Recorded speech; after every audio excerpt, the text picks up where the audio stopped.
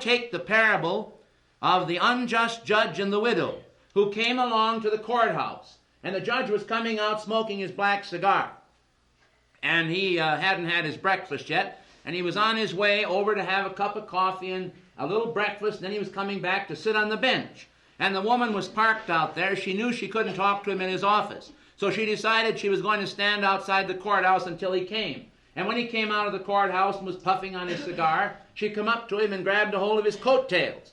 He naturally spun around because he was his honor, and he didn't like the idea of anyone pulling on his coattails. So he said, "What do you want, madam? Unhand me." And she said, "I have a petition for you, and I want you to sign it. It's very important. I've been before you, I've written to you, and you haven't answered me." And he said to her, "Madam, I'm too busy now. Please leave me alone, or I'll have to cite you in some manner here. Now leave me alone." She said, "But your honor, you've got to," and he was gone. Well, the next day she was there again, and he came out, and she grabbed his coattails again, and she followed him halfway down the street, and he was mightily annoyed, and he decided that something had to be done about her, but he didn't know what to do because she was a poor widow, and he hated to be seen as a great and mighty judge picking on the poor widow.